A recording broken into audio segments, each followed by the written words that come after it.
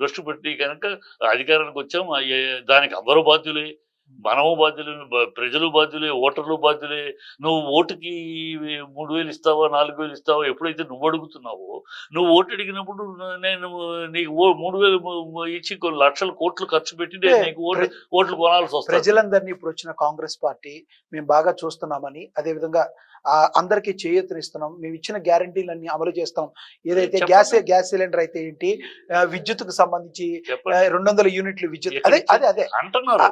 అంటం వేరండి, అదేవిధంగా మహిళలందరికీ ఆర్టీసీ బస్సు ఫ్రీగా ఇప్పటికీ ప్రజలు తంతున్నారు. ఆటో సమస్య ఇప్పటికి తీరలేదు. ప్రజలు ఏమో ఆపుతున్నారు. మనం కూడా పేపర్లు చదివే ఉంటారు. బస్సును ఆపుతా లేదని కూడా. సో కొత్త బస్సులు కొంటామన్నారు, కొనలేదు. పాత బస్సులు ఆపట్టలేదు.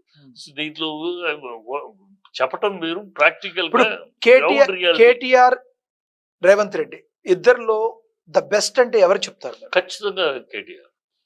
Well educated, well knowledge, well discipline, well gentlemen. Discipline అంటే ఏంటి అంటే సార్, ఇప్పుడు రాజకీయాల్లోకి వచ్చాక ఒకరిని చూసి మనం నేర్చుకోవాల్సిన పరిస్థితి.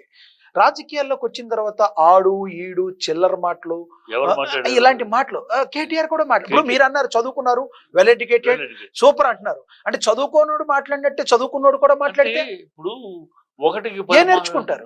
10 మాటలు బట్టలు ఉడదీస్తా, ప్యాంట్లు ఉడదీస్తా, మెడలో పేగులు మెడలో వేసుకుంటా, నేర్పింది ఎవరు? తెలంగాణ భాష ఇట్టాగే ఉంటది.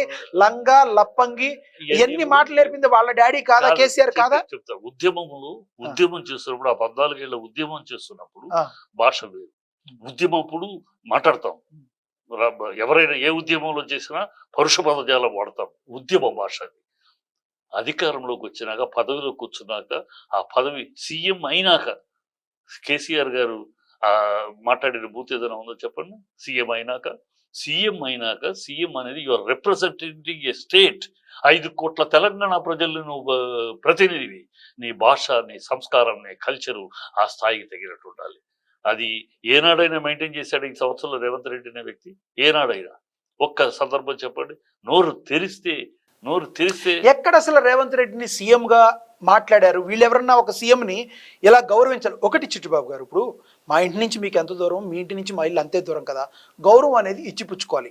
డే1 ఎక్కిన దగ్గర నుంచి ఆయన మీ ప్రభుత్వం కూలిపోద్ది, ఒక మాట, మీ ప్రభుత్వం కూలిపోద్ది, మీ ప్రభుత్వం పడిపోద్ది, ఈ మాటలు తప్పితే రేవంత్ రెడ్డిని సీఎం గా యాక్సెప్ట్ చేశారా బీఆర్ఎస్ పార్టీ వాళ్ళు? అసలు తాము ప్రతిపక్షంలో ఉన్నామనే దాన్ని నమ్మారా వాళ్ళు? ఖచ్చితంగా నమ్మబడి. కేసీఆర్ ఏమన్నారు? కేసీఆర్, మీరు ఎవరో అన్న మాటలు పట్టు, కేసీఆర్ ఏమన్నారు? 1 సంవత్సరం పాటు వాళ్ళ చేయనివ్వండి, తర్వాత మాట్లాడతాం ప్రభుత్వాన్ని గురించి అన్నాడు ఆయన. సంవత్సరం పాటు అక్కడ 3 నెలలే స్టార్ట్ చేశారు కదా. 3 నెలలు ఎందుకు స్టార్ట్ చేయాల్సి వచ్చింది? ఎప్పుడు స్టార్ట్ చేయాల్సి వచ్చింది? ఎందుకు కమెంట్ చేయాల్సి? 10 సంవత్సరాలు పాలనలో ఉన్నారు కాబట్టి వాళ్ళు ప్రతిపక్షంలో ఉండలేక స్టార్ట్ చేయాలి. కాదు. మీ చర్యలు ఎన్ కన్వెన్షన్ నుంచి మొదలైంది. ఎన్ కన్వెన్షన్ పర్మిషన్ ఎవరిచ్చారు? మీ కాంగ్రెస్ ప్రభుత్వం రాజశేఖర రెడ్డి గారి హయాంలో పర్మిషన్ ఇచ్చారు. దాన్ని నువ్వు ఇవాళ కూరుస్తున్నావు. మాట్లాడక ఏం చేస్తారు? సమంతారు గురించి ఎవరు మాట్లాడమన్నారు? సమంతారు గురించి మీ మినిస్టర్ అడ్డగోలుగా అసహ్యంగా చిల్లరతరంగా ఎవరు మాట్లాడమన్నారు? మేము ఎవరైనా మాట్లాడమన్నారు? మీరు మాట్లాడినప్పుడు మరి స్పందించకేం చేస్తాం? స్పందిస్తాం ఖచ్చితంగా. అసలు చీఫ్ మినిస్టర్ స్థాయిలో లేదు ఈ ప్రభుత్వం. అతని మాటలు కానీ, ధోరణి కానీ, ఒక విధానం కానీ, ఎక్కడ కానీ పద్ధతులు ఇప్పటి వరకు కాంగ్రెస్ పార్టీ ఏ మంచి చేయలేదు తెలంగాణకి? ఖచ్చితంగా ఏం చేయలేదు. చేస్తానని డబాయింపు సెక్షన్లు, మాటలు పౌరుషభాగాలు వాడుతూ మాట్లాడటం తప్పితే ఎదుటి అంతకు తప్పితే. మరి ఈ లిక్కర్ స్కాములు, ఇన్ని వేల కోట్లు కవిత తీసుకున్న ఆరోపణలు ఇవన్నీ ఎలా వచ్చినాయి? ఎలా వచ్చినాయి? సరే వచ్చినాయి, ఎలా వచ్చి వస్తాయి, ఎందుకు వస్తాయి? చాలా వస్తాయి.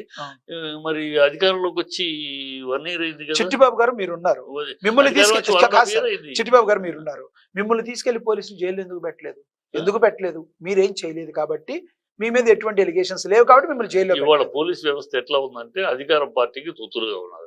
నిన్న కాక మొన్న జర్నలిస్టు కొమ్మినేని అరెస్ట్ చేసి ఏపీ మాట్లాడదు, అది మాట్లాడదు. అంటే ఏపీనే కాదు, దేశం మొత్తం కూడా ఇవాళ పోలీస్ వ్యవస్థని ఆనాడు ఈ ఫోన్ ట్యాపింగ్ కేసులో మరి కేసీఆర్ అండ్ కో కూడా అదే రకంగా అధికారులు వాడుకున్నారు కదా. ఆరోపణలు ఉన్నాయి. అలా కాదు, మీరు దాన్ని ఆరోపణలు అంటున్నారు. ఫోన్ అది నడుస్తుంది, కేసు ముందుకు నడుస్తుంది. ఫోన్ ట్యాపింగ్ కేసులో ప్రభాకర్ రెడ్డి కావచ్చు, తిరుపతి రానివ్వండి, ఆధారాలు రానివ్వండి, నేను చెప్తాను, 100 చెప్తాను. వాళ్ళు ఫోన్ ఎవరు ట్యాప్ చేశారు, ఎవరు చెప్తే ట్యాప్ చేశారు. ట్యాపింగ్ ఇంకోటి తెలుసుకోండి, ఫోన్ ట్యాపింగ్ అనేది it is a duty of the government, any government.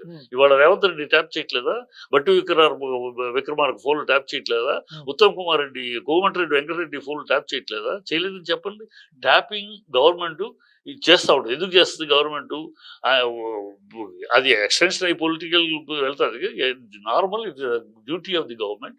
ఎందుకంటే ఎక్కడన్నా అరాచక జరుగుతున్నాయా, ఏమన్నా జరుగుతున్నాయా, ఎవరు ఎక్కడ కాంటాక్ట్ చేస్తున్నారు. ఇక్కడ మన దేశంలో, మన రాష్ట్రంలో తెలంగాణ తీసుకుంటే ఇక్కడ రోహింగ్యాస్ ఉన్నారు, ఇక్కడ ISI స్థావరాలు ఉన్నాయి.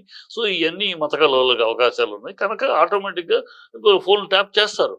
ఆ ట్యాపింగ్ అనే దాంట్లో దానికి ఎక్స్టెన్షన్ వీళ్ళ కనెక్షన్ ఏమైనా ఉందో, వాళ్ళు ఎవరన్నా ట్యాప్ చేసేటప్పుడు ఏమన్నా మినిస్టర్